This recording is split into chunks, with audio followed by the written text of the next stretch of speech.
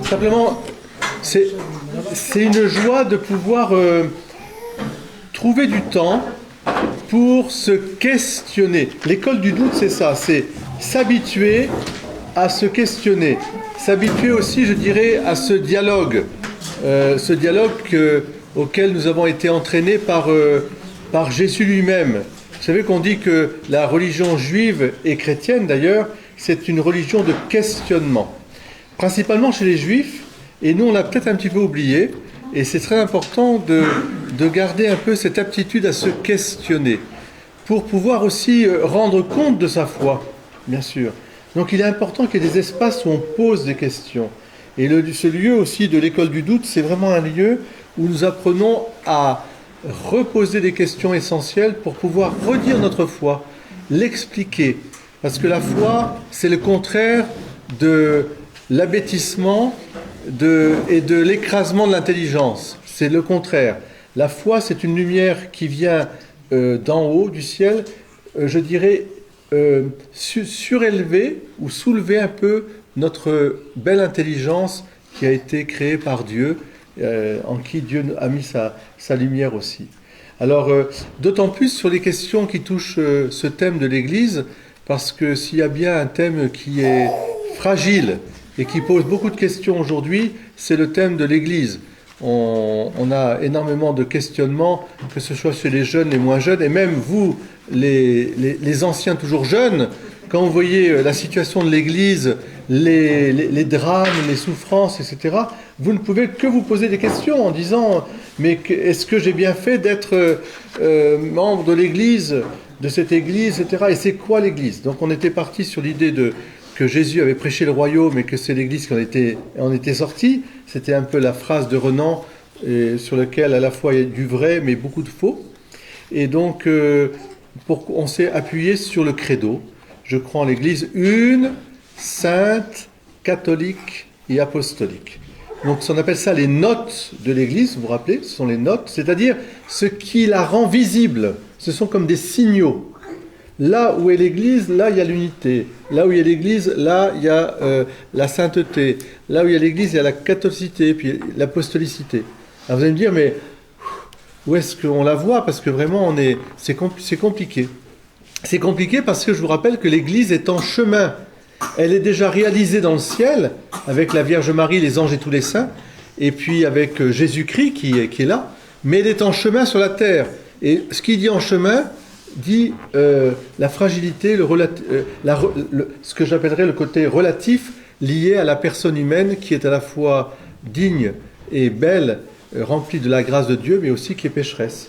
Et donc l'institution, les institutions humaines, il y a une part d'institutions humaines dans l'Église, et je voudrais aussi vous rappeler que lorsque nous serons tous au ciel, ce qui est le but de la vie même de Dieu, est-ce que l'Église aura disparu d'une certaine manière? Oui, et d'une certaine manière, non. Ce qui restera de l'Église institution, ce n'est pas les fonctions, c'est la réalisation du peuple de Dieu, où tout le monde sera comme des frères et sœurs. Donc c'est très important de bien considérer ce cheminement, puisque au ciel, il n'y aura plus de pape, d'évêque, de prêtre, il n'y aura pas de pouvoir en sens à exercer, c'est le Christ lui-même qui sera.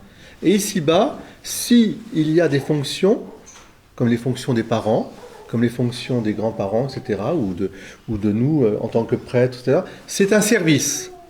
C'est une notion de service qui doit dominer. Alors, on a vu que l'Église était d'une unité qui vient d'abord de Dieu, qui est un en trois personnes, ce qui veut dire d'ailleurs que dans le mystère de l'Église, il y a ce n'est pas une uniformité. L'Église est une et plurielle en même temps. Elle est très belle, cette Église. Et comme disait Jean-Paul II, elle respire à deux poumons, occidental et oriental. Et nous sommes en Occident, mais il ne faut pas réduire l'Église à l'Église d'Occident. Sinon, on a une vision partielle, voire partiale.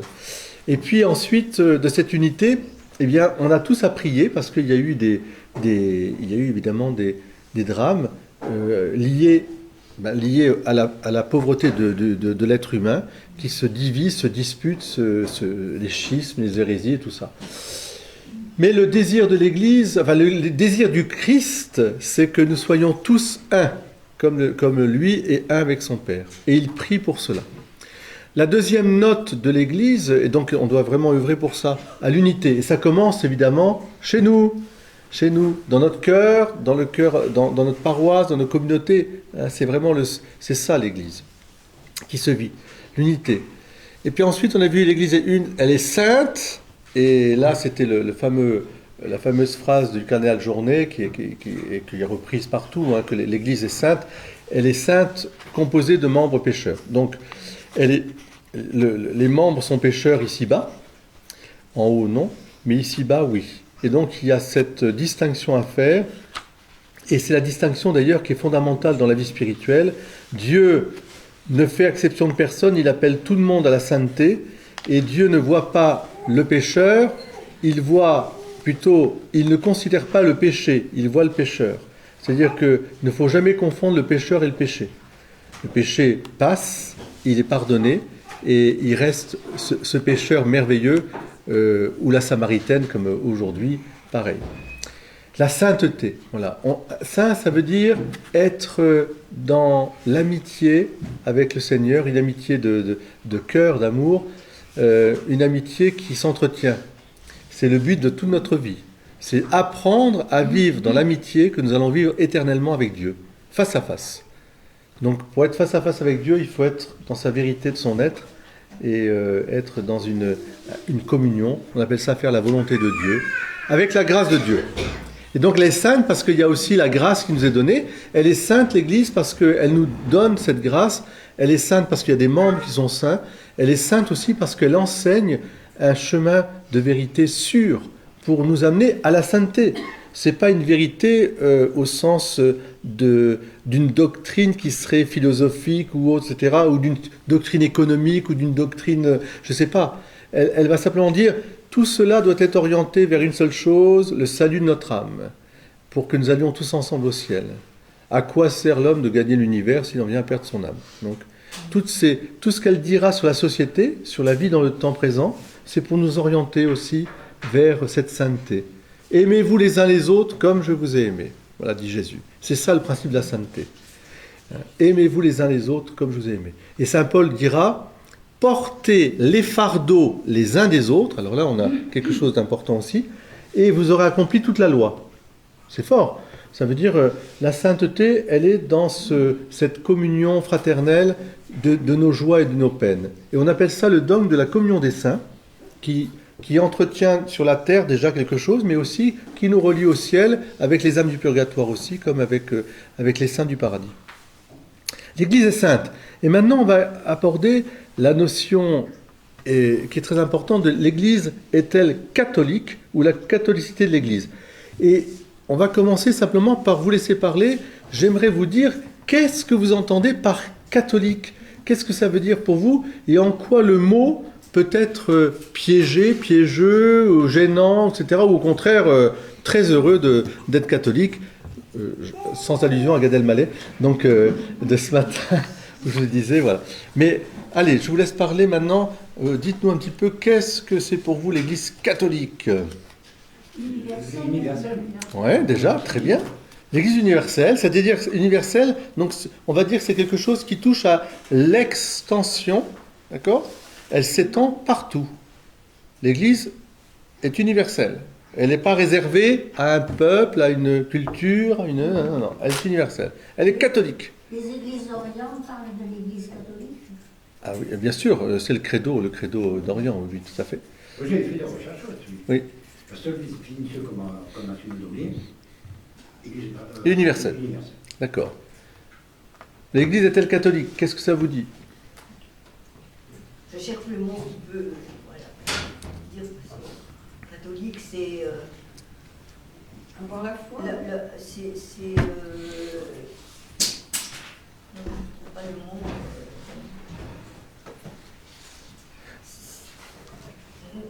C'est pur, enfin dur, je sais pas, c'est pas vraiment ça, mais quelque chose qui se rapproche. D'une totalité, de quelque chose qui est plénier. Plénière. Hein? L'Église est catholique, c'est oui. Oui, j'allais dire, est-ce que ça serait une Église qui nous rassemble autour du Christ? Ah Oui. Je sais pas, je n'ai pas la... Catholicos, non, ça veut dire vraiment universel, mais c'est effectivement le but de l'Église. C'est de nous rassembler autour du Christ, puisque le Christ est la tête de l'Église. Depuis quand vous êtes catholique? Eh bien, c'est une très bonne question, on va le voir. On va le voir. Catholique. Mais moi, je pense qu'il y a, enfin, c'est pas que je pense, ça me semble que oui, il y a des églises qui ne sont pas catholiques. Alors, c'est une autre question. Voilà une bonne question à poser. Il y a des églises, mais qui ne se disent pas catholiques. Qui se disent comment alors Il y a l'église protestante. Mais elles s'appellent comment à ce moment-là? On les appelle comment? Non. Elle s'appelle protestantisme. Oui. Donc, elles s'opposent elles s'opposent. Elle ne s'oppose pas, elle est différente. Non, mais je veux dire, quand je dis s'opposent, c'est une opposition. Oui. Elles se mettent face à une autre institution Oui. qui s'appelle l'Église catholique. Oui. C'est ça qu'on veut dire. Donc, Voilà. visiblement, il y a effectivement, quand je dis je suis catholique, je fais référence à une institution voulue par Dieu, avec le pape, les évêques, etc. etc. Voilà. C'est quoi l'Église catholique? Si je dis au gars qui est devant une dame dehors, ben, elle me dira, il y a le pape, les évêques, enfin voilà. Les anglicans ne sont pas catholiques. Voilà, enfin, ils ne sont pas catholiques sous l'acception précise de ce qu'on vient de dire. C'est-à-dire, les évangélistes ne sont pas... avec le Christ. Alors, c'est autre chose. Donc, effectivement, vous voyez bien qu'ils ne sont pas catholiques. Il y en a qui se réclament du Christ. Je suis l'Église du Christ. Oui. Il y a le Christ rédempteur, du Christ adventiste, du Christ je sais pas quoi, etc. etc. Il faut en tenir compte, mais ça veut bien dire que quand je dis catholique, je peux dire plusieurs choses, vous comprenez? Si je m'adresse à des gens qui sont justement d'une confession différente, ils vont me dire, mais moi je ne suis pas de l'Église catholique, je suis de l'Église je sais pas quoi. Bon, très bien, il faut écouter, et on sait pourquoi il y a eu ces séparations. Et puis il y a l'Église du Christ. Mais catholique, alors c'est intéressant parce que vous avez soulevé beaucoup de points. Ça a été mon problème longtemps, Ouais. justement. Parce que moi, je suis très croyant avec le Christ. Donc, moi, je suis plus chrétien. Et comme je ne connais pas la définition du mot catholique, c'est ça. je suis resté chrétien. Je ne peux pas dire aujourd'hui, moi, tant que je ne connaîtrai pas cette définition, dire oui, je suis catholique. C'est ça. Mélodie Rose aussi, elle est catholique. Elle est dans l'Église universelle. Alors, c'est une très bonne question. C'est peut-être l'heure un peu de... Les évangélistes et les autres sont chrétiens. Il y a sa susu qui est tombée par terre, j'ai l'impression, non? Ah non, c'est pas grave. Merci Katia. Merci. Est-ce que toutes les églises à côté, les évangélistes, tout ça, est-ce qu'ils sont chrétiens tous ces Ben, dans la gens-là mesure où ils se réclament du Christ, oui, mais attention, il y a des nuances. Hein. Là, on veut rentrer dans un monde où le Christ, il faut voir quelle est la définition du Christ qu'ils ont aussi. Hein. Donc, je serais prudent quand même, mais c'est vrai que globalement, on peut dire qu'ils se réclament du Christ. Alors, les témoins de Jéhovah, par exemple. ça c'est autre chose. Katia pourrait en dire, témoin de Jéhovah, c'est pas vraiment, c'est une secte. Il y a une certaine rigueur, dans une structure dans le catholicisme. Alors, Il n'y a pas ailleurs. oui, alors, Il y a un chef, un pape, les archevêques, c'est cadré. il y a une unité Voilà. autour d'une hiérarchie. Et ça, c'est très vrai. Donc ça, on va voir que c'est quelque chose aussi qui est structurant, qui est dérangeant parfois, mais qui est aussi rassurant et surtout qui est aussi une ligne de conduite, un chemin. Ouais. Donc ça, c'est très important parce que c'est aussi lié à l'histoire de l'Évangile. Donc vous verrez dans The Chosen aussi, enfin vous n'avez qu'à relire le chapitre 16e de Saint Matthieu, où Jésus fait le choix de dire à Pierre, tu es Pierre, et sur cette pierre, je bâtirai mon église. Il ne dit pas sur Jacques, sur Paul, sur... Tu es mon roc. Oui, mais Pierre, c'est cette pierre, oui. Tu es Képhas. Alors, la parole est au procureur. La défense, c'était mieux avant. Alors, D'abord, j'ai pris la liberté. Vous connaissez le catéchisme de l'Église catholique, donc je ne l'ai pas amené parce que vous le connaissez. Mais voilà, je vous ai amené. C'est une série de 3 livres qui expliquent le catéchisme de l'Église catholique avec des mots de tous les jours. C'est préparé pour des personnes qui préparent leur baptême, par exemple, leur première communion, etc. Donc le premier volume, c'est sur la foi. le credo. Hein. Le deuxième, c'est sur les commandements. Et le troisième, c'est sur les sacrements et la prière. Donc je vous conseille, parce qu'il est facile à lire, très bien expliqué, et vous aborderez tout.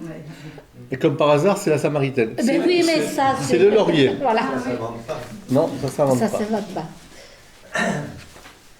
Alors, la définition de... Alors, Alors, attends. D'où vient le mot catholique? Alors, donc, on a rappelé que ça voulait dire universel. Hein. Universel dans le sens de totalité, intégralité. Intégralité, D'accord. totalité. Donc, ça vient du grec katholikos, je parle le grec couramment. Et puis, le mot universel, lui, il vient du latin. Je ne sais pas, par contre, en latin, Bon, je sais pas. on va... Universel, si. En latin... universalis. Universel, voilà, j'allais le dire. Mais Donc, tu as le préfixe. le préfixe kata qui signifie par et selon, tandis que l'adjectif holos signifie tout ou entier. D'accord. Kata. Catholicos, tu peux diviser le mot en kata, katos, kata. Kata, c'est la racine grecque qui veut dire par ou selon plutôt, par ou selon. Et holos, lycos, holos, c'est la totalité. Donc ça englobe tout. La totalité. Kata, katé, pour les... Alors catéchisme, pas tout à fait, mais catholicos. Ce qu'on appelle dans les cathédrales le siège du... Alors oui, La cathèdre, hein. cathèdre, la cathèdre, c'est le siège de l'enseignement. Il faut fermer la porte, oui. Le siège, c'est cathédra ici, la cathèdre, c'est le siège de l'empereur, c'est le siège des rois, etc. Là, c'est le siège de l'évêque. Alors là, on peut dire que catholicos, c'est une autre racine un peu, c'est pas tout à fait la même. Hein. Ça veut dire vraiment la totalité, le plérôme. Donc le plérôme, c'est pour dire que voilà, c'est une... On revient un peu à ce que disait Geneviève, ou peut-être Monique, elle cherchait un petit peu quelque chose qui lui rappelait... Moi, j'ai arrêté le latin il y a 2 ans. Alors, Je vais pas commencer vas-y, comme ça, moi. le terme a commencé. Alors, voilà, le truc c'est de savoir quand ça a commencé, parce qu'il y en a qui vous diront que voilà, c'est récent, mais en fait le terme a été employé dès le IIe siècle. Hein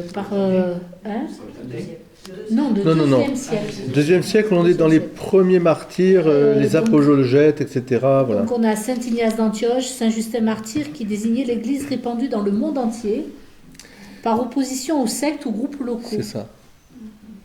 Vous comprenez? C'est important Ouais, ça, parce que voilà. dit Laure, parce que quand les premiers chrétiens ont dû témoigner devant l'empereur, ils ont dit que la religion la religion de Jésus, suivre Jésus, c'était répandre Dieu, ce Dieu unique, pour le monde entier. C'était pas réservé ni aux Juifs, ni, je sais pas, pour y avoir d'autres religions qui étaient très liées à d'autres pays, à des pays par exemple. Hein. Et non, c'est pour le monde entier. Donc, comme dira Saint Justin, le chrétien, parce qu'on verra que c'est le premier mot qui a été désigné, c'était chrétien, disciple du Christ, hein, les chrétiens ne se différencient des citoyens en aucune chose. Ils vivent là où ils sont, avec les mœurs et coutumes de l'époque, etc. Mais ils vivent, de l'Église, c'est-à-dire comme un corps constitué. Hein. Ils ne méprisent pas leur pays, ils ne méprisent pas l'autorité du pays, mais ils ont parlé par la vie spirituelle, enfin, par le Christ, ils adhèrent, ou ils sont membres d'un corps qui est universel, voilà, qui n'a pas de limite. On dit l'Église catholique universelle, mais on l'appelle aussi l'Église romaine. Alors, on verra ça après. Donc au fil des temps, le terme catholique est devenu synonyme de l'Église romaine justement et de ses enseignements qui se considéraient comme universels et qui s'adressaient à tous les peuples, toutes les cultures. Donc Alors pourquoi Voilà. Pourquoi l'Église romaine? Parce que de fait, de facto, Pierre et Paul sont morts à Rome et que le siège qui était le premier siège de Pierre était à Antioche. Et d'Antioche, il est parti pour la mission à Rome et il est mort là-bas. Et donc Pierre et Paul, comme ce sont les deux missionnaires, à la fois une mission pour Paul et puis Pierre, on a dit l'Église de Rome. Mais ce qui a pu se passer dans le temps, c'est qu'il y a pu avoir une confusion entre l'Église romaine au sens d'un pouvoir romain, on va dire, qui s'étendrait, alors que pour l'Église catholique, le fait que ce siège soit à Rome ne doit jamais l'empêcher de penser qu'elle est l'Église universelle. C'est pas l'Église qui serait de Rome qui dicterait tout ce qui devrait se faire par rapport en oubliant les cultures et les us et coutumes, enfin voilà, l'histoire de chaque pays. Malheureusement, il y a eu des schismes qui ont déchiré un peu l'Église à cause de ça, et notamment l'opposition entre orthodoxie et catholique, enfin disons occidentaux, entre orientaux et occidentaux, et qui a du mal encore à se résorber. Les occidentaux ne comprenant pas les revendications des orientaux et vice-versa, en disant, voilà, vous avez... Donc, c'est pour ça que je rappelle ce que Jean-Paul II disait, l'Église respire à deux poumons, Orient et Occident. Et donc, même si moi je suis occidental et je vis ma vie dans l'Église latine, je ne dois jamais oublier que l'Église latine, c'est une partie de l'Église. Il y a l'Église d'Orient.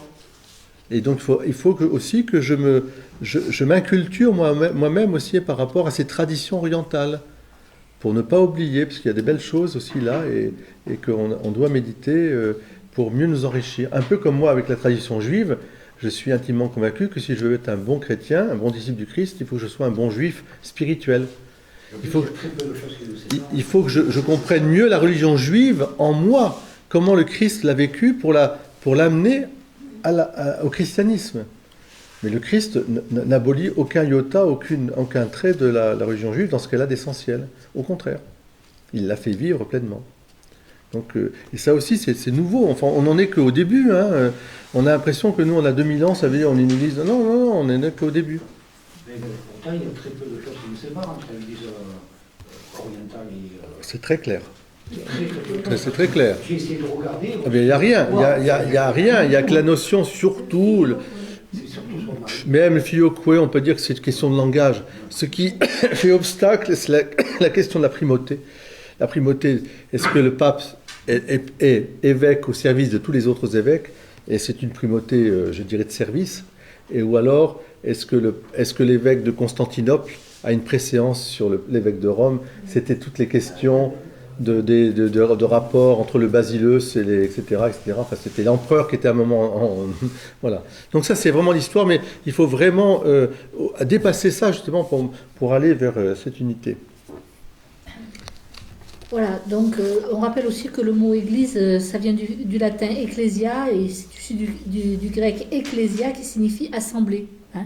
Ça, c'est aussi pour remettre un peu les termes...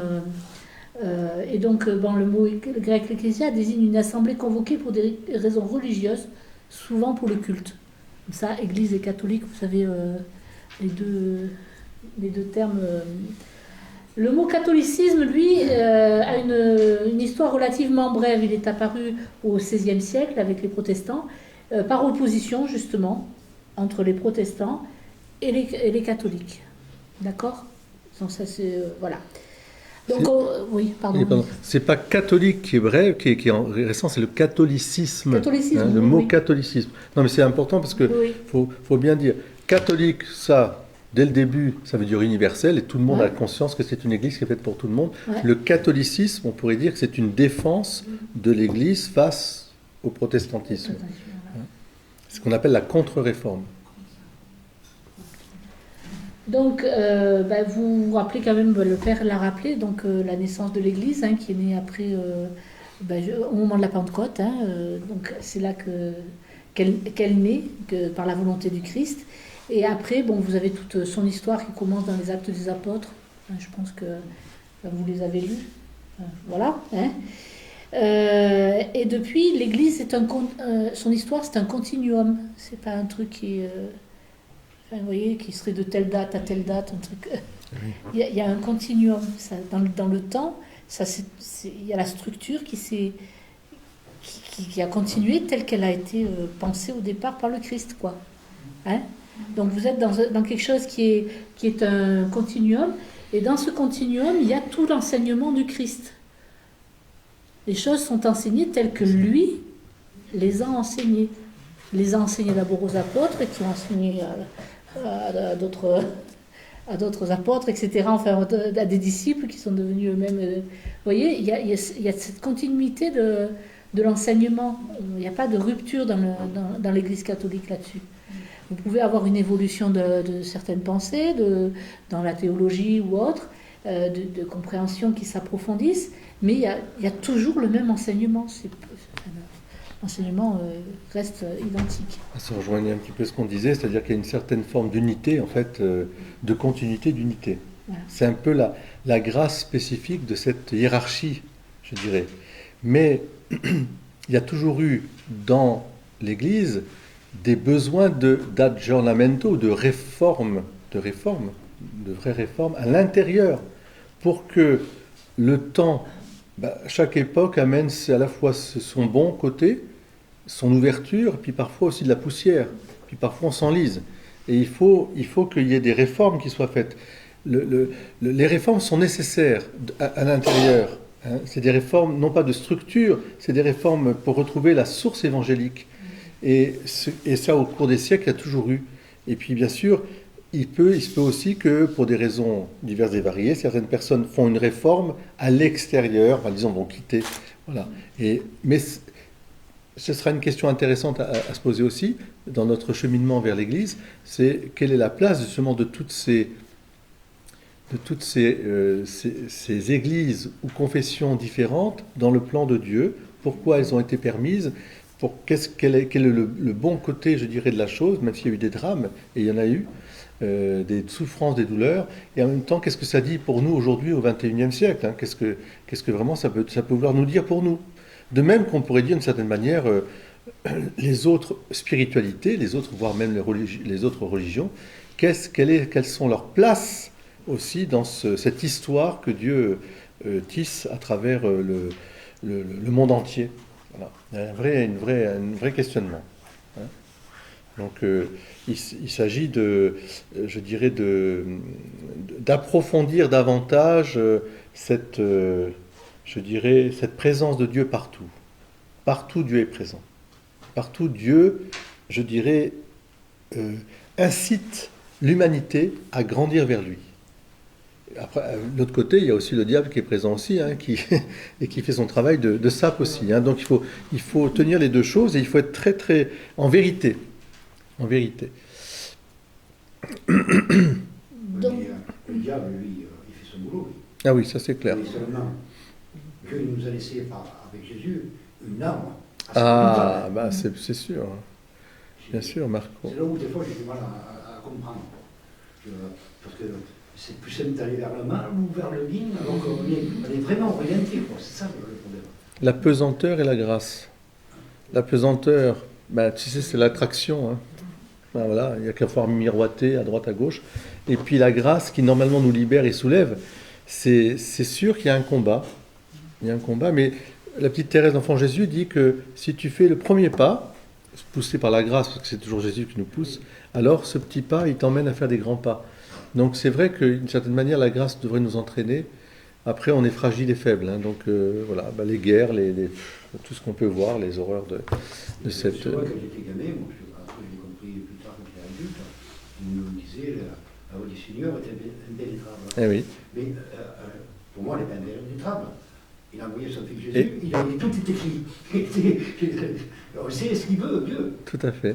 On n'a pas d'excuse là. Dieu n'a qu'une parole, c'est son Fils. Il nous dit, écoutez-le. Celui-ci est mon Fils bien-aimé, écoutez-le. Écoutez-le. Il faut l'écouter, il faut vraiment le prendre comme ce qu'il est. Vraiment, c'est le chemin, la vérité et la vie. Mais ça nous entraîne très loin. Donc l'Église est aussi universelle dans son extension. D'accord ? Elle est consciente du commandement du Christ de faire des disciples dans toutes les nations. Donc elle porte son message de salut sur toutes les latitudes de la terre, partout où il y a des âmes à sauver. C'est pas uniquement partout. Israël ou l'Italie ou la France, c'est de partout. Et d'ailleurs pour ça que les apôtres sont partis un peu partout. Hein. Et que donc on a eu des missionnaires qui sont partis dans le monde entier, dans le temps aussi. Hein. Voilà. L'Église catholique, c'est pas une Église anglaise ou allemande ou française ou hollandaise ou américaine. Elle est la propriété de personne. D'accord ? Elle est partout chez elle, où qu'elle soit. Elle n'appartient qu'à Dieu finalement, hein. Parce que le Christ a voulu son Église pour tous les hommes. C'est la seule, l'Église catholique, qui remplisse ces conditions. Si vous regardez bien au niveau des protestants, vous avez des anglicans. Voilà, vous voyez ce que je veux dire.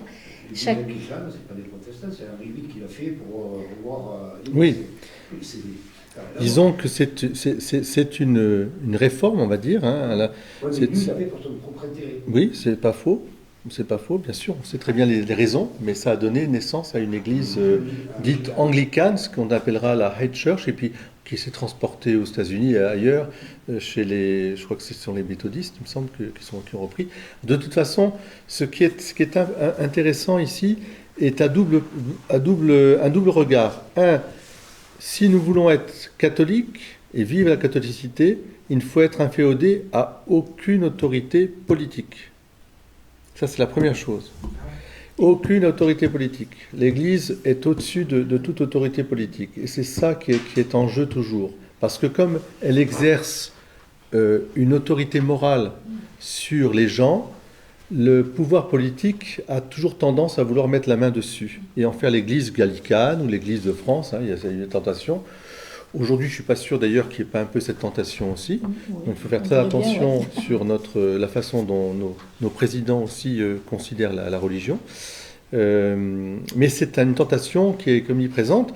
Et aussi, de l'autre côté, notre façon à nous, catholiques, de nous considérer justement, tout en étant français, par exemple, pour l'exemple d'être français, de vraiment être catholique. C'est-à-dire ne faire exception de personne. Et d'annoncer le christianisme dans son universalité et non pas dans son particularisme. C'est-à-dire que, par exemple, je prends un exemple des missions, ben, quand on va en mission, c'est normal, on vient avec notre culture aussi, notre culture propre. Mais il faut que le missionnaire fasse très attention de ne pas imposer une culture qui n'est pas liée à l'évangile. Je bien liée à l'évangile, hein. Dans la culture, il y a des valeurs universelles qui transcendent les pays, les races et tout ça, à commencer par les commandements. Mais dans la culture aussi, il y a des choses très propres à la France et qu'on n'a pas forcément imposées à d'autres cultures au nom de l'Évangile. Vous voyez ? Comme si... Alors voilà, Quand on a colonisé, quand même, c'est bien la religion catholique qui était à la tête dans les colonies. Alors, je dirais qu'il y avait deux vecteurs. Il y avait les deux vecteurs, puisque n'oubliez pas que les colonisations étaient faites, République étant instaurée. Donc, il y avait l'éducation nationale d'un côté, et puis il y avait l'Église, donc l'État. Et donc, il y avait les deux forces. Mais je suis d'accord, la façon dont nous avons à évangéliser doit être une façon très respectueuse, très inculturée. Au fond, c'est ce qu'on appelle l'inculturation. L'Église doit tout sans arrêt repenser qu'elle est universelle, c'est-à-dire qu'elle s'adresse à tout le monde dans toutes les races et cultures, etc. Et que tout en discernant dans ces cultures ce qui est compatible ou non avec l'annonce de l'Évangile, c'est évident que si je vais chez les Incas qui sont en train de faire des sacrifices humains, même si c'est leur culture de sacrifier des enfants, je dis stop, on arrête, hein, parce que là vous tuez des enfants. Mais prenons le fait simplement de leur nourriture, ou de leurs vêtements, etc. Ben, l'Église aura toujours, et saint Paul nous le dit, la religion n'est pas une affaire de vêtements ni de nourriture. Vous voyez, le problème qu'on a par exemple avec l'islam, c'est que c'est un problème qui est très inculturé ou inculturant. L'islam ne peut pas se dire autrement qu'en arabe. C'est l'arabisation, je dirais, de la culture. Alors il y a des résistances. Et bien sûr, c'est un. Ah ouais. Mais je dirais. Oui, mais ce que je veux dire par là, c'est qu'il s'est imposé comme, je dirais, avec une loi, une langue, une identité culturelle qui est arabe. Et pour imposer l'arabe partout. Vous voyez ? Alors, même aux Comores, ou enfin, je sais pas, en Perse, les Perses ont résisté parce que ça donnait courant chiite, mais malgré tout, c'est un vrai problème. Normalement, je dis bien normalement, l'Église catholique, justement, doit être en dehors de ça. Elle doit s'inculturer profondément. Parce que le message de l'Évangile, c'est le message du Christ. Et le Christ, eh bien, c'est aimez-vous les uns les autres comme je vous ai aimé. Puis Dieu... C'est la seule institution que j'ai trouvé qui laisse vraiment une liberté Alors voilà, la liberté. de pouvoir Mais, s'exprimer. mais ce que je veux dire par là, vous voyez qu'il y a deux dangers. Il y a un danger qui peut venir de l'institution politique qui veut récupérer la religion pour en faire une religion d'État, enfin, on dirait, oui, d'un pays. Et l'autre, c'est notre façon à nous d'aller évangéliser, au mépris de la culture des gens. Donc il faut vraiment être très, comment dire, patient. Moi, j'ai une grande admiration pour les missionnaires vietnamiens, enfin français qui sont allés au Vietnam, en Chine, en Inde, etc. Ils ont traduit dans les us et coutumes, ils ont fait un travail incroyable. Ils ont fait des dictionnaires de langues, là où il y avait même des langues qui n'avaient pas de dictionnaire. Ils ont écrit des dictionnaires. Tout ça pour... voilà, c'est très beau. Ils s'habillaient dans les vêtements du pays. Ils étaient pas... Voilà, ils vivaient avec les gens. Et c'est ça, en fait. Jésus, s'il était allé en Chine, ben, il se serait inculturé aussi. Il aurait annoncé aux Chinois. Voilà. Donc, pour éviter que ce qu'on nous a reproché, c'est que la religion chrétienne, pour dire globalement, était la religion de la colonisation. En fait, de l'anglais ou du français ou du belge qui venait conquérir un pays. Et alors là, c'est dommageable. Comme disait Gandhi, je me serais fait chrétien à suivre la religion du Christ, j'avais envie de la suivre. Mais parce que c'était la religion de mon envahisseur, c'était trop lié aux Anglais, à l'anglicisme, je n'ai pas voulu prendre la religion. Même s'il a toujours dit que pour lui, l'évangile, c'était le summum, quoi. Donc le terme catholique a été confirmé comme nom officiel de l'Église lors du Concile de Nicée en 325 après Jésus-Christ. Oui, c'est très précoce. Donc l'Église a été définie comme une sainte Mais c'est catholique défini. et apostolique. Voilà, c'est la définition du credo. Hein. C'est la définition du credo. C'est comme Oui, mais ce qu'on veut dire 325. par là, avant que ce soit défini par écrit, c'était déjà vécu. Tu vois ce que je veux dire? C'est qu'avant qu'il y ait une loi, le credo, qui sorte, voté par tous les évêques au premier concile, c'était déjà vécu avant. Tu vois. Mais on l'a écrit. On en a fait un credo. Ça, c'est intéressant aujourd'hui qu'on en parle, parce que moi, ça fait des années que je lis des bouquins pour ça, pour essayer de comprendre ce mot catholique et catholicisme. C'est ça. Et tout seul, je ne suis pas arrivé à le comprendre. C'est normal. C'est pour ça que dans celui-là, il est très bien expliqué. J'ai lu les mauvais bouquins alors. Non, mais en fait, il est très peu connu, ce bouquin. C'est un catéchiste pour adultes qu'il a écrit au Canada. Et vraiment, il s'est adressé aux gens qui ne savaient pas, mais avec des mots qui sont faciles à comprendre. Ça part pas dans... Enfin, vous voyez, des trucs très difficiles. Il est très simple à lire, mais il est très clair. Et c'est ça qui... Donc il a mis par écrit, justement, tout l'enseignement de l'Église de manière simple. Est-ce que là, tu comprends un peu mieux? Oui, je comprends, parce qu'il y a chaque mot a sa définition. Eh bien oui. Voilà. Sur le quartier, en plus, le problème de l'époque, c'est que même au temps du Christ, il parlait 3 langues. Il parlait l'hébreu, il parlait le grec et il parlait le latin. Et pour retranscrire les 3 langues, c'est quand même assez difficile. Ah ben oui. Et l'araméen. Tout à fait. Et l'araméen. L'hébreu, on va dire l'araméen, mais si tu veux, tu as tout à fait raison. C'est pour ça que, comme disait Benoît XVI, on perdrait moins de temps et on se serait moins disputé et à faire des guerres et autres si on avait défini les mots avant. Parce que je pense, par exemple, chez nos frères protestants, quand nous avons parlé du catholicisme, ils sont tout à fait d'accord avec la réalité que ça représente. Mais le mot catholique, je veux dire, mais le mot catholicisme étant un mot qui était face à la réforme protestante, c'est devenu un mot qu'on a rejeté. Donc quand on dit le credo, ils disent... Alors, au moment où oui, Marco, je termine. Quand on dit le credo, quand je fais mes réunions écuméniques, certains protestants qui ont bien sûr étudié n'ont pas de mal à dire je crois en l'Église une sainte catholique et apostolique, parce qu'ils enlèvent de ça toute connotation par rapport à une... Voilà. Mais beaucoup, pour eux, c'est je crois en l'Église universelle, ce qui est la même chose. Mais c'est le mot catholique qui gêne. Voilà. Donc c'est un peu comme... il y a d'autres mots dans l'histoire de l'Église aussi qu'il fallait absolument définir davantage. L'Église chrétienne, ça va être plus simple. Oui, enfin, l'Église catholique, ça veut dire... c'est pas chrétien. L'Église, c'est l'Église du Christ, il n'y en a qu'une. Et donc chrétienne, c'est ça. Mais quand je dis une sainte catholique, on vient de dire ce que ça veut dire. L'extension universelle, à la fois du message, la totalité du message du Christ qui est donné avec l'enseignement, les sacrements et le gouvernement, d'une certaine manière, un corps qui se constitue, et en même temps l'extension au sens universel qui touche toute culture, tout pays, etc. C'est ça que ça veut dire. Donc c'est pas le mot chrétien. On le garde, nous sommes chrétiens, mais nous sommes catholiques, c'est-à-dire au sens, nous faisons partie de l'Église une, sainte, catholique, etc. Nous ne sommes pas l'Église anglicane, nous ne sommes pas l'Église, je ne sais pas moi, du troisième jour, ou les Mormons, enfin on pourrait dire, c'est très très situé tout ça. Ou les Amish encore. Les Amish de mes Amish. Voilà. Ce sont mes Amish. Donc, pour qu'une communauté ou une église particulière soit considérée comme catholique, elle doit respecter certaines caractéristiques qui sont importantes pour l'église catholique romaine. Alors, il y a d'abord la croyance à la Trinité. Alors, moi, je trouve que c'est très important parce que dans certaines églises, il y en a qui vont dire que Jésus n'était pas Dieu.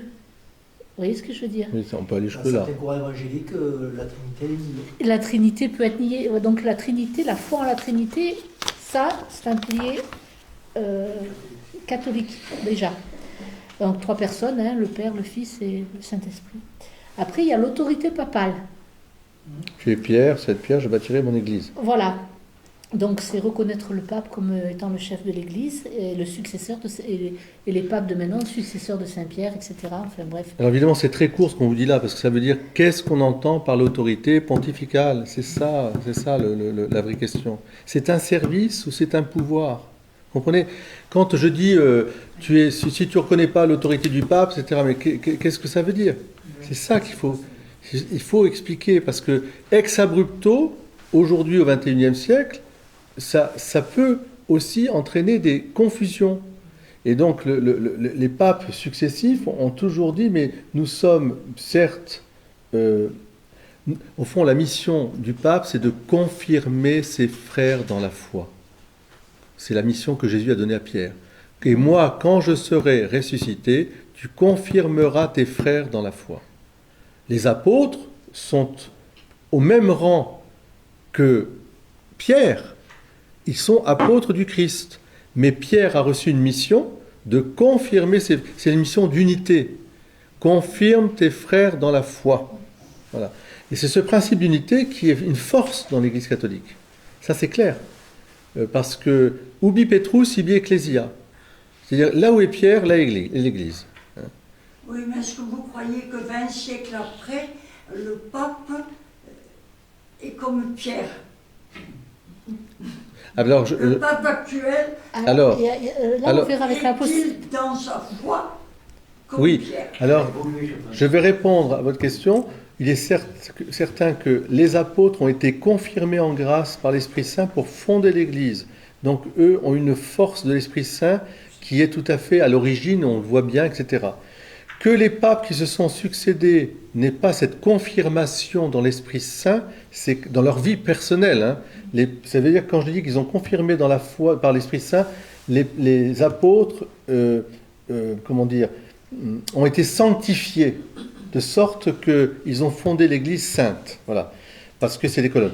Les papes qui se sont succédés, sans parler des papes Borgia, des papes, tout ce que vous voulez, voilà, et même du pape d'aujourd'hui, non, ils n'ont pas ça. Mais, attention, ils sont guidés par l'Esprit Saint d'une manière tout à fait particulière, ce qui fait que même si leur tempérament, ou leurs excès, ou leur colère, voire leurs péchés pouvaient les entraîner à des choses qui ne sont pas dignes de leur fonction, je dis bien, l'Esprit Saint assure que l'Église sera guidée quand même. Elle va tanguer, mais elle continuera. Vous voyez ? C'est-à-dire, tu es Pierre, cette pierre, je bâtirai mon Église, et les forces de l'enfer ne prévaudront pas. C'est ça. Maintenant, non, bien sûr, on est bien d'accord, mais ce qui m'étonne le plus, c'est que 2000 ans après, l'Église est toujours là. C'est ça qui m'étonne le plus. Ce qui ne m'étonne pas, c'est de voir qu'il y a eu des errements, etc. Ça, dans toutes les sociétés, mais que l'Église soit toujours là, que l'Église catholique soit toujours là, qui ne dépend pas de telle ou telle personne, vous voyez ? Parce que le pape Bergoglio, ben, c'est pas le pape Wojtyla, c'est pas le pape Ratzinger, mais c'est bien l'Église. C'est bien l'Église. Elle est là.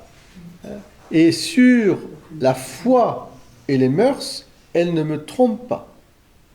Et d'ailleurs, c'est une des raisons pour laquelle pas mal d'églises protestantes reviennent vers l'Église catholique, au moment où, dans les phénomènes de société, on relativise tout et on remet tout en cause. Beaucoup se disent, mince alors, moi, nous, on nous avait appris que ça, c'était la morale, ça, c'était bien, ça, c'était vrai, maintenant, on relativise tout. Donc, on demande l'adhésion à l'Église catholique qui tient bon par rapport à l'avortement, l'euthanasie, je pourrais en citer plein de choses.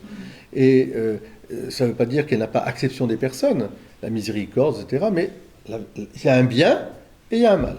Aujourd'hui, regardez le problème de l'euthanasie. Il y a la commission d'éthique qui s'est réunie. Moi, j'ai rencontré la pasteur qui est une femme très connue, enfin une théologienne protestante, qui fait partie de ce groupe. Elle était avec nous aux EDC.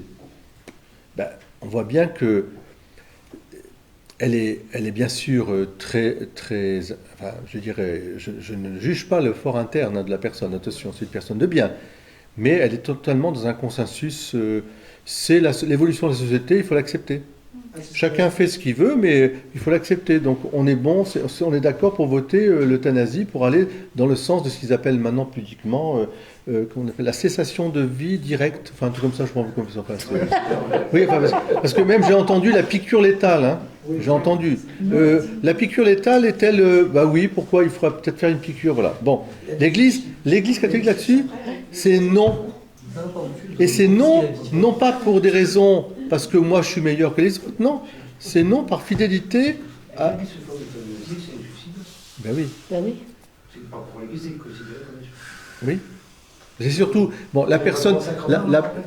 La personne elle-même, il faut jamais juger une personne. Hein. Donc la personne humaine, on ne sait pas. Mais ceux qui vont légaliser la chose, c'est-à-dire l'organiser d'une manière structurée, ben ça c'est très grave. D'ailleurs, je vous signale que même en Belgique, en Hollande, bien sûr, ils se posent des questions, puisqu'ils ont ouvert l'euthanasie, je fais une aparté, aux adolescents, donc avec un comité d'éthique. C'est dramatique. C'est dramatique. Ben oui, c'est-à-dire un gamin qui a une fille, ils ont eu un accident de voiture, et puis c'est sûr que c'est terrible. C'est pour ça que je ne juge pas les personnes, attention. Hein. Comme disait la petite Thérèse, quand on est très malade, elle disait, attention, on a des médicaments, on vous laisse des médicaments, ne laissez pas trop les médicaments à la portée de ceux qui souffrent beaucoup, parce qu'il leur passe par la tête l'envie de ne plus souffrir. Donc elle le disait d'elle-même. Hein. Donc ça veut dire que la tentation est là. Et c'est normal. C'est une tentation, mais au sens parce qu'on souffre et on a besoin d'être aidé.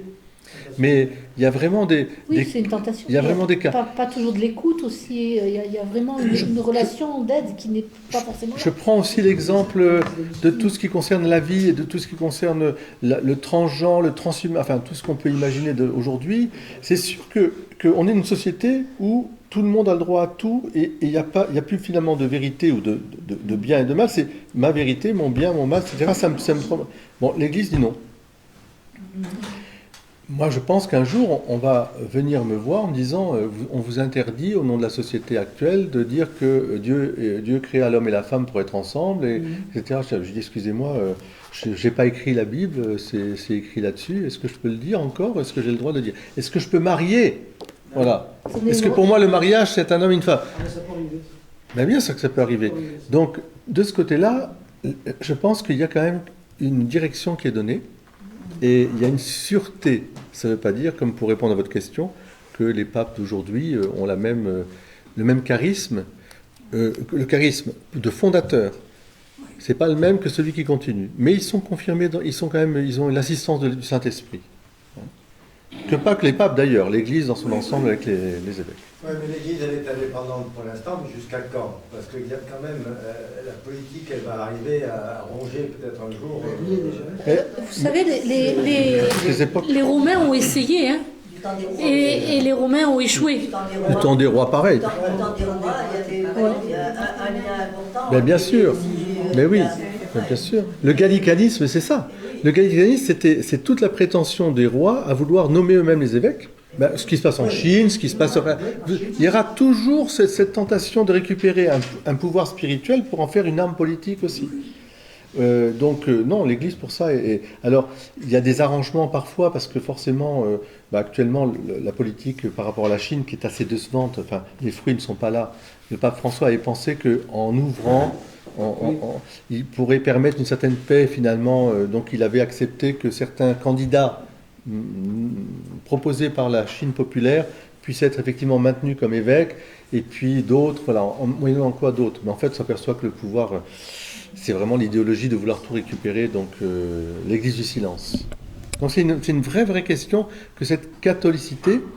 Alors c'est pour ça que tout ce que vous allez, on va dire 1, 2, 3, etc., ça demande énormément de temps pour d'explications. Par exemple le 3. Les sacrements. Les catholiques croient que les sacrements sont des signes efficaces de la grâce de Dieu et ils célèbrent 7 sacrements. Le baptême, la confirmation, l'eucharistie, la pénitence, l'onction des malades, l'ordination, le mariage. D'accord ? Dit comme ça a l'air simple, mais c'est pas si simple que ça. Parce qu'il y a beaucoup d'autres églises qui ne reconnaissent que, par exemple, que le baptême est encore...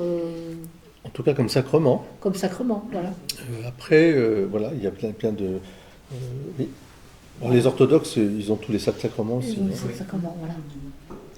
Il y a la liturgie. Les catholiques célèbrent la messe, qui est la célébration centrale, le sommet de la foi catholique, et qui suivent un calendrier liturgique qui organise les temps forts de l'année. Les temps forts qui suivent la vie du Christ, en fait. On peut dire que c'est commun à toutes les églises, quand même, ça. Oui. Pâques va être Pâques. Sauf qu'on a une difficulté avec les orthodoxes pour la date de Pâques. C'est la date. Ce qui n'est pas le cas avec les juifs, d'ailleurs. On célèbre pratiquement tout le temps Pâques ensemble. C'est la même semaine.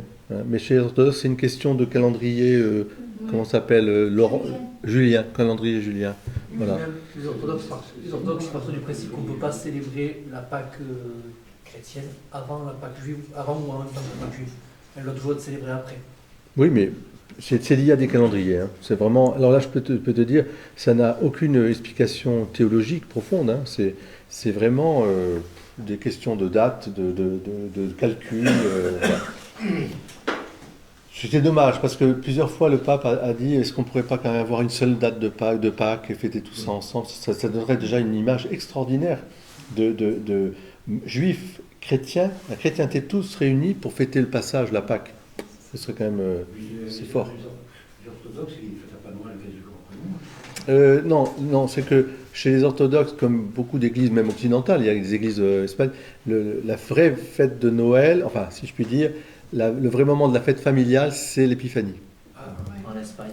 Donc, chez les orthodoxes, effectivement, les Arméniens aussi, pareil, c'est une tradition, et en Occident, latin, on est allé vers le solstice d'hiver pour fêter Noël. Voilà. Ça, c'est... Mais ceci étant, vous êtes en Afrique, Noël c'est le même jour que chez nous. Hein, Ah bah oui, c'est le 25. Donc on a un calendrier qui est commun de manière universelle, quoi. Oui, non, mais ce qu'on veut dire par là, c'est que la fête Noël est toujours fêtée le 25, hein, mais la fête familiale, la fête des enfants, les cadeaux, etc., c'est l'épiphanie. Voilà. Après, il y a la tradition. Donc, il y a une riche tradition dans l'Église catholique avec une tradition de prière, de spiritualité, de théologie, d'art, qui s'est développée au cours des siècles, déjà. Oui. Mais c'est dans ce sens-là que tu entends le mot tradition ? Ben, il y a la doctrine derrière, c'est pour ça. Non, mais la doctrine, elle comprend aussi l'enseignement du magistère de l'Église. Oui, mais justement, parce que ce qui fait la différence un peu avec les protestants, c'est que dans le protestantisme, je dirais de base, hein, que ce soit Calvin ou Luther, ils considèrent que l'Église est fondée que sur la parole de Dieu, la parole. Et tout ce qui vient, je dirais, transmis oralement, on va dire, d'une tradition, ce qu'on appelle la tradition, je vous ai transmis ce que j'ai reçu, à cause des difficultés qu'il y avait avec la hiérarchie, hein, ils l'ont éliminé, ou ils l'éliminent. Les protestants ont aussi un truc, c'est qu'ils ont une vision très coranique de la Bible. C'est-à-dire que pour eux, c'est Dieu qui a balancé la Bible comme un mottin, toute prête, toute écrite. Il dialogue quand même, il la scrute, attention. Il la scrute, mais en fait, pour eux, c'est pas un livre qui a été assemblé et composé au fur et à mesure du temps, quasiment. Ah. C'est un livre qui a été quasiment... Non, je ne crois pas. Non, il y a beaucoup d'exégètes protestants qui ont fait des études, de critiques, etc. Non, je ne dirais pas comme ça. Je dirais simplement, c'est que sola scriptura, ça veut dire seule l'écriture est le fondement de ma foi. Or, il y a beaucoup de choses qui sont rapportées dans l'écriture, bien sûr, mais beaucoup de choses qui ont été transmises oralement. C'est-à-dire que d'abord, avant d'écrire, on a d'abord transmis. Et l'écriture est venue après. Et cette tradition, eh ben, elle s'est transmise. Il y a plein de choses. Par exemple, le fait qu'on ait 7 sacrements, mais ce n'est pas écrit dans l'Évangile. Mais la tradition de la vie de l'Église a transmis 7 sacrements. Bon. Et c'est comme ça. C'est pas écrit. Mais même, je dirais, alors, moi, quand je m'adresse à des protestants, je leur dis toujours, mais montrez-moi dans l'Écriture où il est dit que seule l'Écriture est source de la parole de Dieu. C'est-à-dire, seule l'Écriture, le sola scriptura, c'est écrit. À un moment, ils sont obligés de dire, non, c'est pas écrit. Donc si c'est pas écrit, pourquoi vous l'affirmez, vous? Ça vient d'où cette tradition du sola scriptura? Vous voyez? Ça veut dire que, et en fait, la vraie religion, elle est toujours entre l'écrit et l'oral. Il y a un questionnement. Chez les Juifs, il y a une tradition, ce qu'on appelle la Kabbale, enfin pas la Kabbale, ils ont une tradition, ils ont des Kaddish, et puis ils discutent la Torah à tour de bras, etc. Et c'est transmis de génération en génération. Vous voyez, les commentaires, nous on a les pères de l'Église, on a etc. Et puis on a une tradition, par exemple, qu'est-ce qui me dit que Jésus est vraiment présent, que l'Eucharistie c'est vraiment la présence réelle du Christ. C'est pas écrit. Simplement, ce qui est écrit, c'est ceci est mon corps, ceci est mon sang. Donc c'est pas ceci est comme mon corps ou ceci est comme mon sang, c'est ceci est. Et la théologie, enfin la pensée chrétienne s'est développée autour de l'Eucharistie en disant c'est la présence réelle. Je crois à la présence réelle, l'Eucharistie. Ce n'est pas une présence spirituelle simplement. Donc il y a plein de... Enfin la tradition c'est dans ce sens-là. Évidemment là toi tu parles d'une tradition au sens... D'une tradition plus générale, une transmission. Une transmission de la prière, de la façon de prier. Voilà. Par exemple, je sais pas, le chapelet, ça fait partie quand même d'une tradition de prière qu'on a nous les catholiques. Oui. Je pense que les protestants ne font pas trop le chapelet. Vous voyez ce que je veux dire? Des choses comme ça, voilà. En fait, c'est une tradition orientale et occidentale, on la trouve aussi. L'Orient aussi, mais ce que je veux dire par là, c'est qu'on ne le retrouve pas partout, vous voyez. Voilà. Ah oui, ça. Non, certains musulmans. C'est les musulmans de l'Afrique subsaharienne, mais qui sont détestés à cause de ça par les Arabes. Parce que pour un Arabe, avoir des choses dans les mains, etc., Dieu est tellement Dieu qu'il ne faut pas dire représentation, pas de choses, pas de... Ça va jusque-là. Donc, et c'est très lié à l'Afrique. Les Africains ont des amulettes, les petits gris-gris, si je veux dire. Et donc, ils ont... Mais ça veut dire qu'ils sont incarnés. Ils ont besoin de choses qui représentent. Voilà. Et nous aussi, on n'est pas des... Voilà. Là, c'est une vraie différence entre ce que j'appellerais le Coran strict et ce qui est admis en Afrique, voilà, qui fait d'ailleurs qu'il y a un brassage qui est toujours... les musulmans très modérés. Bien sûr, heureusement qui sont plutôt spirituels, etc. Je voulais dire quelque chose. Oui. À partir du moment où on a Dieu en soi, oui. Pourquoi on a besoin de supports comme les chapelets, comme... Alors, c'est une très bonne question. C'est un support, vous avez bien dit. C'est-à-dire, ce sont des moyens. Vous n'en avez pas besoin, mon Dieu. Par contre, la prière du rosaire, c'est autre chose. Notre-Dame, elle apparaît et elle dit réciter le chapelet quand même. Oui, mais là, on est d'accord. D'accord. Donc là, elle nous dit aussi, tiens, c'est une prière simple, à la portée de tous. On appelle ça l'évangile du pauvre. Parce qu'on n'a pas besoin d'avoir fait des études pour dire, premier mystère, tiens, la nativité. Ah ben tiens, je pense, enfin plutôt c'est l'annonciation, je pense à l'humilité, qu'il me soit fait selon ta parole. Voilà. Et tout le monde peut voir la nativité, et c'est tout. Et après on dit notre Père, qui est quand même la prière apprise par Jésus, et puis il est dit je vous salue Marie. Donc ce qui est vrai, ce que disait un petit peu Laure, c'est plus loin qu'une tradition. On peut dire qu'après la liturgie qui nous est commune, la liturgie avec toutes les heures, l'Eucharistie, le chapelet, le rosaire, est quelque chose qui nous est venu du ciel, on peut dire. Oui. qui a été vraiment inspiré et confirmé par la Vierge Marie. Parce qu'à chaque apparition de la Vierge Marie, elle a toujours le chapelet. Et toujours, elle dit récitez votre rosaire. Elle le dit. Donc, voilà. Après, c'est des supports.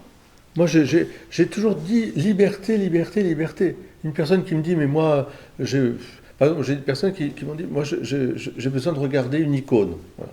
Parce que quand je regarde comme ça un tableau, ben, je prie. Les livres, j'y arrive pas. Je dis mais restez comme ça, comme vous êtes. Le support permet aussi de ne pas oublier. Souvent, moi aussi, je oublie. Ben oui. Parce que je suis pris par la vie. Et quand je rentre chez moi, je sais que j'ai des chapelets avec la bière. Et ben voilà. Je regarde ce chapelet et je regarde la bière, je me dis oh, attention, tu es en train de dévier. Et ce support, il me sert. En fait. C'est beau ça. Voilà. Alors, c'est une règle de l'incarnation, ça. Nous ne sommes pas des anges. Hein. Autant les anges, ils vont directement à Dieu comme ça, piomp, pas besoin de. Mais nous, si on n'a pas un support. Mais après, tu vas le vivre dans ton cœur, bien sûr. Le support n'est pas Dieu, hein. On n'est pas d'accord. Mais c'est une aide. C'est en toi tout le temps, je veux dire. Ah bah, merci si vous l'avez tout le temps. Moi, j'ai déjà du mal à dire à notre Père sans distraction, donc j'ai besoin de support. Non, mais Dieu, tu n'en pries pas. Ah non, mais que Dieu, non. Non, mais ça, c'est autre chose. Est-ce que la foi, je l'ai? Oui. Elle ne bougera pas. Mais je la nourris. Ça me nourrit. Un peu. On va prendre l'exemple de la nourriture. Vous mangez bien tous les jours. Ben oui. Et vous changez un peu de plat quand même de temps en temps. Donc, parce que sinon, ce serait un peu difficile. La casserole, c'est le moyen. Alors, non, je dirais la casserole, mais aussi l'aliment que je vais un petit peu changer.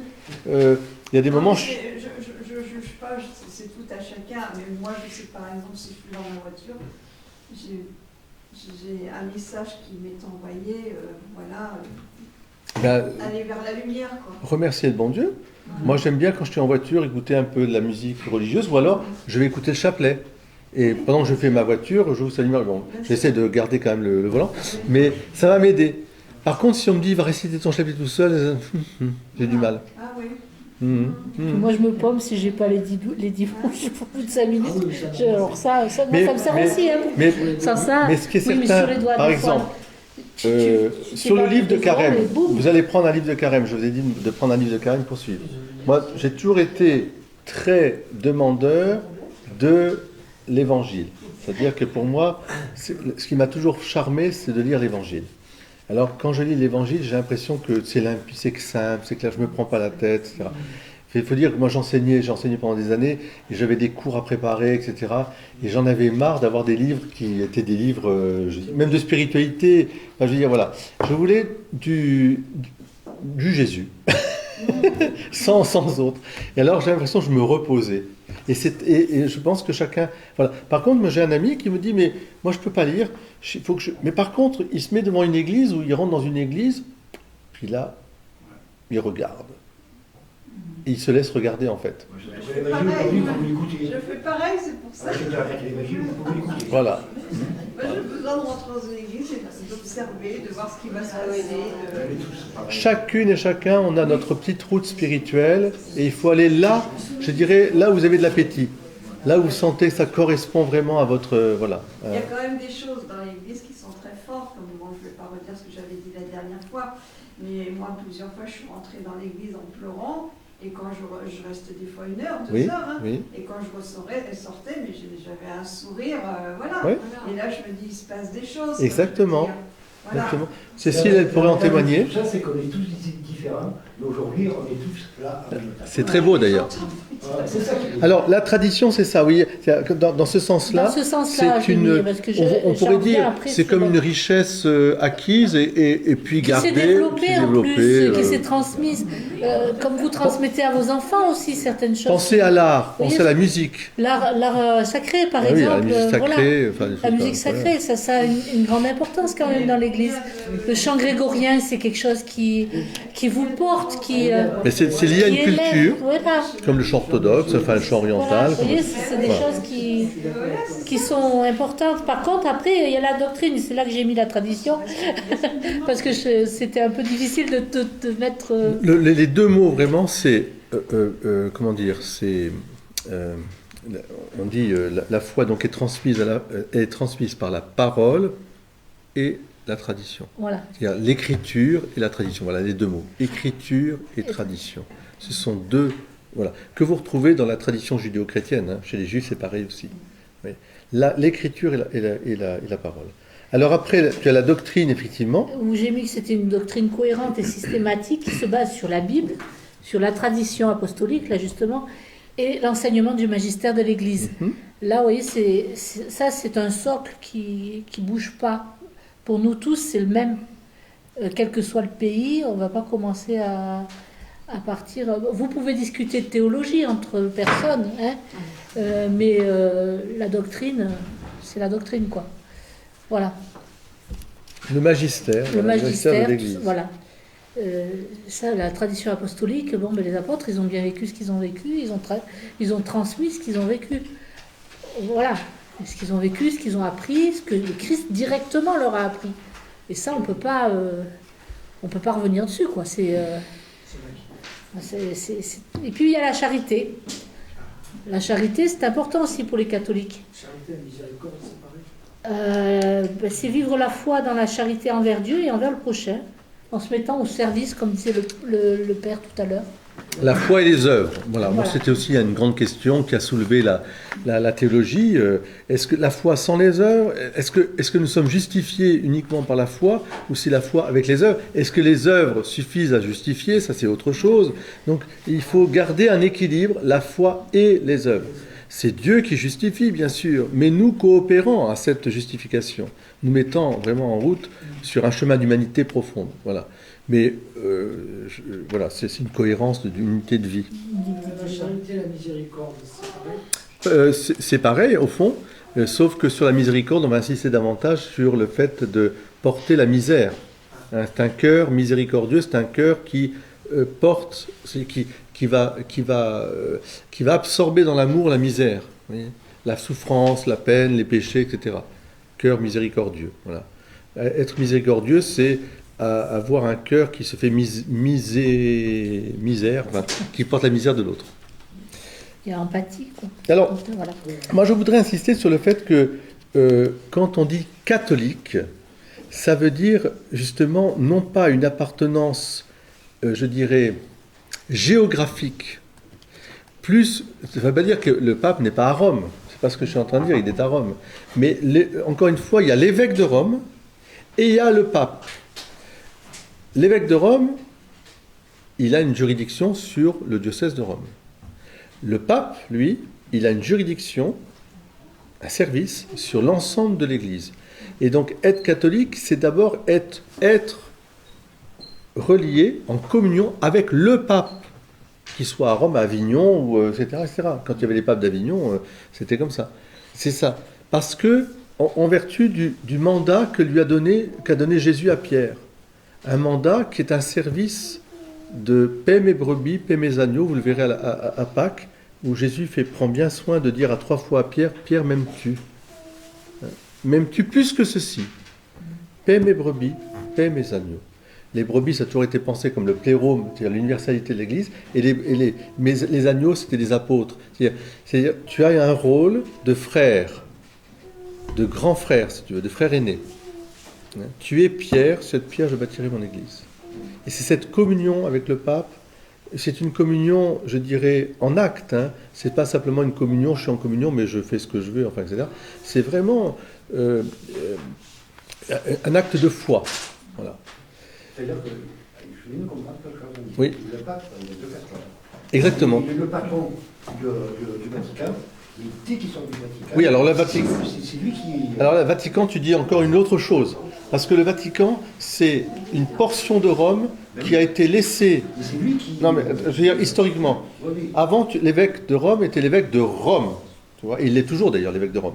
Mais avec la Révolution italienne, on a poussé le pape dans une petite portion qu'on appelle le Vatican, en lui laissant un État, un petit État, parce qu'il y avait cette représentation d'État.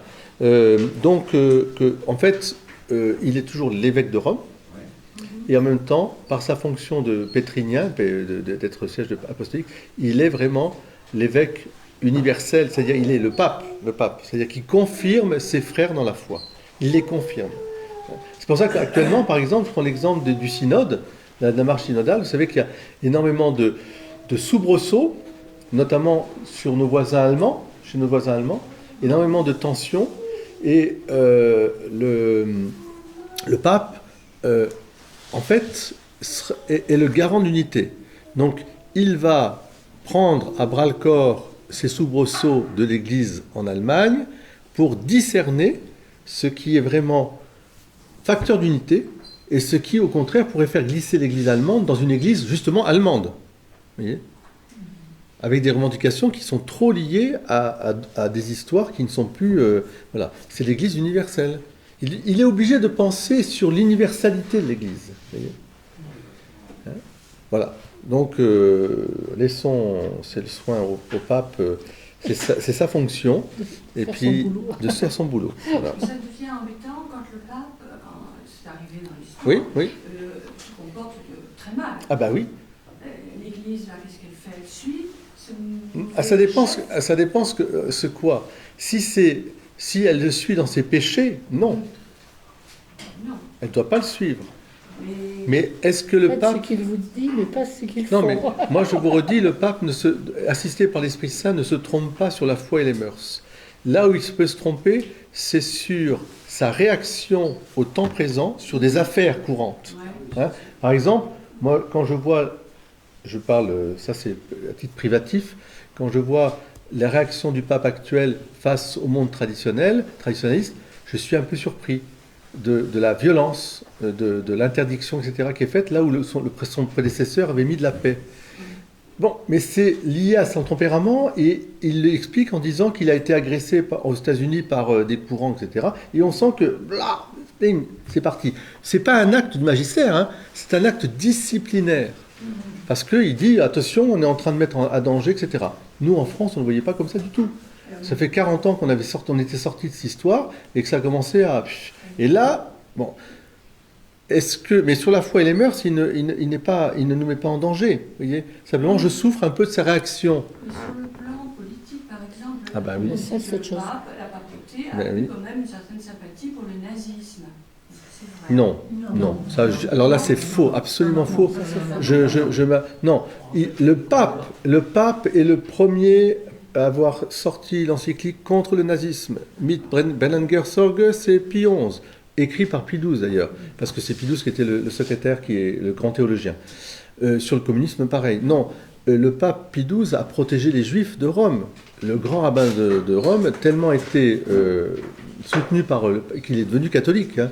Il a protégé les juifs, mais il n'a pas voulu entrer en conflit avec Hitler. C'est pas ça. Alors, c'est pour ça qu'on dit qu'il a... C'est-à-dire qu'au moment où il sortait un discours nommant explicitement les juifs, mais c'est nazis, exactement comme Jean-Paul II n'a jamais cité explicitement l'URSS. Mais pourquoi? Parce qu'il savait qu'il y aurait des représailles. Et au moment où il allait sortir un texte qui était assez fort, explicitement, il y a eu la rafle en Hollande qui s'est faite. Et alors, il a retiré ce qui pouvait être directement et frontalement attaque au Reich pour dire qu'aucun pouvoir n'avait le droit de discriminer des gens pour des régions de race, de culture, etc. Tout était dit dedans. Tout était déjà dit. Seulement, voilà. Par contre, en sous-main, il a travaillé énormément pour que les Juifs soient protégés, etc. Bon. Donc, non, la papauté n'a jamais malgré le film, enfin la pièce de théâtre Amen, qui laisse sous-entendre qui a été mis en film, soi-disant que Pie XII, alors c'est le grand procès qu'on fait à Pie XII, mais tous les actes montrent le contraire, en fait. Mais pour l'instant, c'est inaudible. Si on commence à dire ça... propagande des services soviétiques à l'époque qui a bien sali Pie XII. Hein. Oui, mais de toute façon, la propagande, elle a été faite dès après 60, et la pièce, justement, s'appelle Amen. Et Amen, on peut dire, je m'en lave les mains, quoi, allez-y. Donc, et ça reste toujours un peu dans l'imaginaire, malgré tous les documents. Oui, le pape François a encore réagi, il y a plein... Les archives sont ouvertes, hein. Vous trouverez tout ce qu'il faut. Moi, j'ai eu la chance de travailler avec un jésuite qui était, le directeur de la Bibliothèque Vaticane et qui travaillait spécialement sur ces dossiers. C'est un grand spécialiste. Et on était venu nous faire des conférences au Barou, je me rappelle, mais dans les années déjà 80-90, hein, enfin on avait étudié vraiment la question. Ça n'a pas... Voilà. Non, en revanche, là où je vous rejoins, Cécile, c'est quand un pape soumis à ses passions, à ses colères, à ses, etc., peut avoir des réactions, alors en politique, c'est clair, c'est un peu l'art du moindre mal. Est-ce que la politique, ou l'ost politique dont on parlait au moment de 60 avec le communisme, qu'est-ce que ça a donné, etc. Bon, ça a été très compliqué, mais l'Église a toujours essayé de faire en sorte que la paix puisse coexister dans ces pays-là, qu'on n'empêche pas les chrétiens au mieux. Donc, par exemple, prenons l'exemple de la France. Pie VII, il est emprisonné par Napoléon, qui vient le chercher, hein, qui l'emprisonne et qui veut le forcer à le sacrer empereur. Hein. Et donc, Pie VII va finir par céder, d'une certaine manière, à la pression, hein, et il va signer un concordat avec Napoléon. Ce concordat en soi, il n'est pas juste. Dans ce concordat, sur lequel nous vivons, hein, bon, je parle pas de l'Alsace et la Lorraine, dans ce concordat, les évêques qui sont nommés par Rome quand même, ça, c'est Rome, mais sont soumis aussi à l'approbation du président. Bon. Et, enfin, du président, enfin de... Et d'autre part, le concordat a fait que le mariage, qui était le mariage religieux, ou non religieux, mais il n'y avait pas de mariage civil. Il y avait un état civil, enfin, ceux qui ne se mariaient pas à l'église, ils se mariaient évidemment devant le maire, mais deux catholiques qui se mariaient à l'église, ça suffisait. On se mariait à l'église, puis on transmettait des registres. C'est ce qui se passe d'ailleurs en Italie, en Espagne, c'est toujours ainsi. Nous sommes obligés, nous catholiques, de passer d'abord par la mairie avant de passer ensuite à l'église. Ça, c'est un concordat. C'est pas juste en soi, mais c'est le moindre mal pour avoir la paix. Et bien l'Église a laissé un peu ça. Vous voyez ? Ça ne nous gêne pas plus que ça, mais malgré tout, c'est un peu gênant. Je veux dire pourquoi ? Parce qu'aujourd'hui, où le mariage ne représente plus grand-chose, dans la définition même, quand les gens vont à la mairie, moi je suis toujours très respectueux du mariage civil pour dire que c'est un acte quand même public. Mais la mairie, c'est le lieu à la fois où on se marie, on divorce, on se marie entre hommes et hommes, entre femmes et femmes, etc. Enfin, la réalité elle-même du mariage, elle en prend un coup par rapport à ce que nous portons. Vous voyez ? Puisqu'il y a devine, l'église, même pour les non-croyants, il faut au moins 3 fois à l'église. Pour un matin. C'est vrai. Pour un mariage. Il y a un enterrement. C'est vrai. Au moins 3 fois D'ailleurs, quand on pose la question, on avait la réunion là, des futurs mariés, là, ils étaient 18 couples, là, sur les 32 mariages qu'on va célébrer, il y en a 18 présents, là, parce que d'autres se préparent à l'extérieur, et on leur disait, mais pourquoi vous vous mariez à l'église ? Eh bien, la plupart, ils disent, ah non, mais ça, c'est sacré. C'est sacré, c'est-à-dire pour eux, il y a une notion de sacralité, de grandeur du sacré, de ce qui est sacré, de Dieu, de divin, que la mairie, ils y vont parce qu'il faut y aller, mais moi j'ai même lu des gens qui m'ont dit, on est obligé de passer par la mairie parce que... Alors on est obligé. On est obligé parce que sinon on serait en prison. Alors là on pourrait être condamné parce que c'est le concordat. Donc vous voyez, au niveau politique, c'est sûr que l'Église essaye de faire pour le mieux. Mais on peut être d'accord ou pas d'accord. Par exemple, le discours aujourd'hui du pape François tout azimut sur l'immigration est un discours que je comprends d'un point de vue, je dirais, charité universelle, mais qui demande aussi à être, analysé d'un point de vue politique. Parce que le pape, il peut dire accueillez tout le monde, mais après, il faut voir comment on fait concrètement dans son pays, dans ses pays. Donc on comprend que des politiques aussi disent attention, il y a telle chose aussi. Et donc, c'est pas une parole c'est pas une vérité de foi. Ce qui est vérité de foi, c'est qu'on ne peut pas refuser l'ouverture de son cœur à une personne sous prétexte qu'il est de culture ou d'origine, etc., différente. Ça, c'est clair. La charité doit être universelle. Maintenant, comment on l'applique ? Comment ça se fait pour que l'ordre soit respecté aussi ? Voilà, moi j'ai pas de réponse. Comme disait Mère Teresa, moi je m'occupe pas de la pauvreté, je m'occupe du pauvre qui est devant moi. Donc il faut s'occuper du pauvre qui est devant soi. Après, on verra. Voilà. Mais parce que les communistes étaient venus la voir en disant « Vous êtes génial, Mère Teresa, nous on est avec vous, on a un programme contre la pauvreté. » Et puis elle les a regardés avec beaucoup d'amitié, de sympathie. Elle leur a dit « Mais moi je n'ai pas de programme contre la pauvreté, je m'occupe du pauvre. Je ne fais pas une idéologie de la pauvreté. Ça devient une... Voilà. Occupons-nous par contre des gens. Soyons présents des gens. » Catholiques. Voilà. Et français toujours. Alors, justement, ça c'était un cantique qu'on disait autrefois. Catholique et français toujours. Catholique et français toujours. Oui, on chantait ça d'ailleurs à l'école, je me rappelle, on faisait chanter. Bon. Mais ce qui me semble vraiment important dans cette notion de catholicité, c'est de sentir que nous sommes membres d'un corps qui est, dans l'histoire comme dans le temps, qui n'a d'acception de personne. Le Christ est la tête, nous sommes ses membres, et tout le monde participe à cette Église du Christ. Alors, plus ou moins consciemment. Mais tout est catholique d'une certaine manière, tout est universel. C'est-à-dire qu'il y a des gens qui savent très bien qu'ils sont dans l'Église catholique et qui épousent et qui prennent la totalité de ce que l'Église donne. Magistère, sacrement, etc. D'autres sont séparés pour le moment, enfin, sont séparés sur un certain point. Là, ça peut être la notion de primauté pour les orthodoxes. Ils ont tout. Les orthodoxes sont comme nous. Pareil. Sauf que, qui est le premier ? Bon, comme dit Jésus, celui qui est le premier, il sera le serviteur de tous. Bon, normalement, le pape signe serviteur des serviteurs. Après, chez nos frères protestants, il y a des églises qui sont très diverses, enfin des communautés, des confessions qui sont très diverses, mais globalement en France, on vit plus sur les notions sur l'Église unie réformée de France. Il y a déjà une certaine forme de communion qui s'est faite avec l'Église catholique sur la justification, un document très important.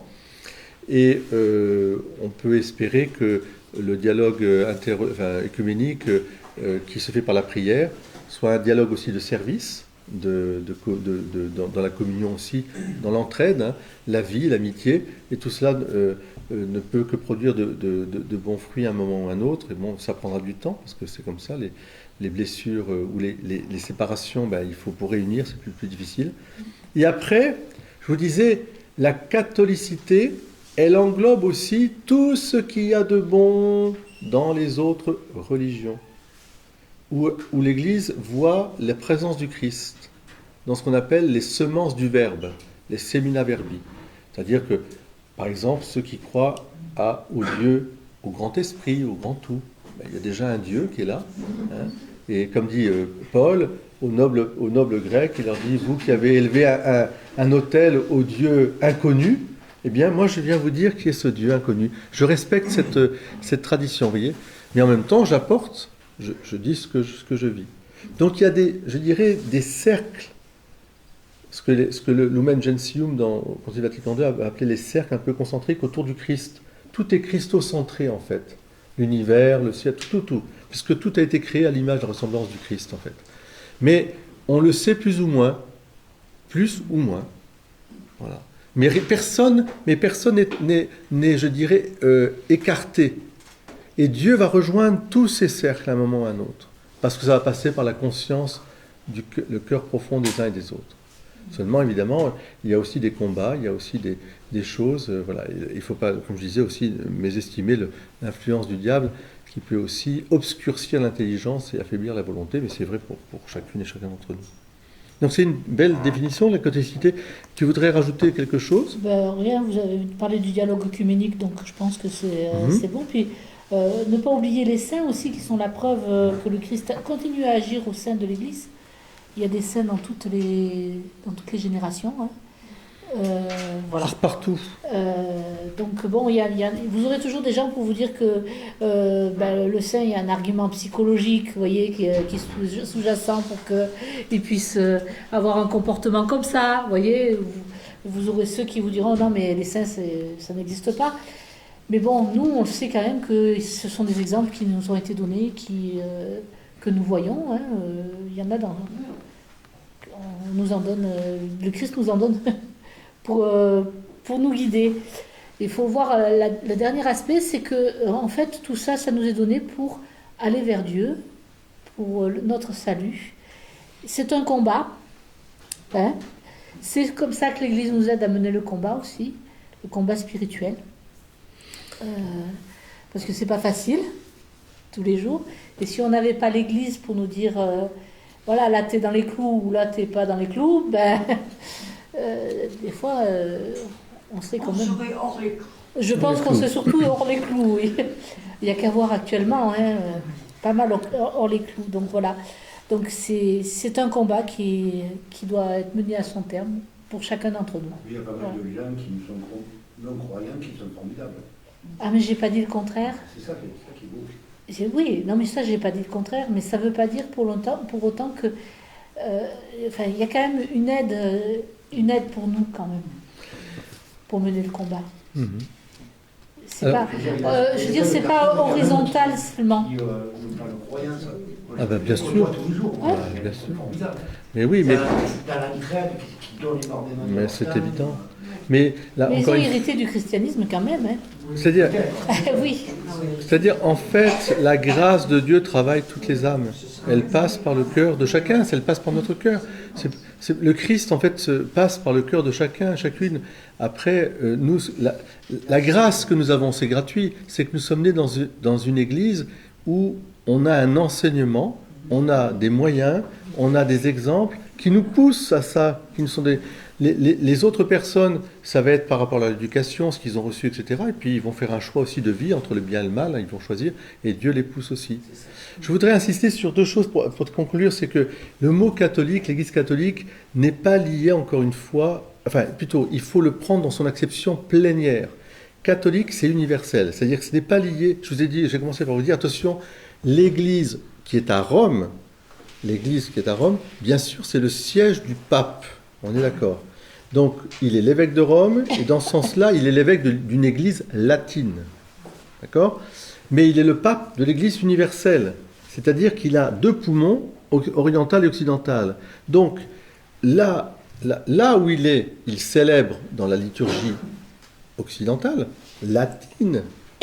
Mais les orientaux, indépendamment de savoir s'ils sont orthodoxes ou uniates, célèbre dans une liturgie qui est différente de la nôtre, différente au sens de la langue, de certains rites, etc. C'est bien l'Eucharistie qui célèbre.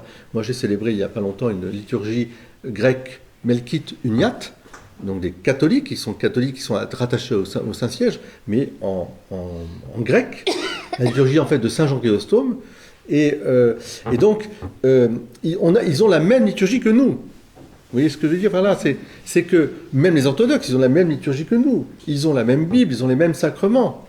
Mais il y a cette notion de primauté pour les orthodoxes qu'on n'a pas chez les uniates.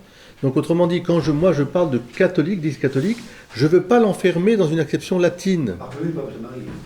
Avant de faire leur vœu. Pas tous. Non, avant de faire leur vœu. Ah, c'est-à-dire... S'ils se marient, ils peuvent faire leur vœu, rester mariés. C'est ça. C'est le copte qui, lui, ne peut pas se marier. L'évêque, c'est ça. Exactement.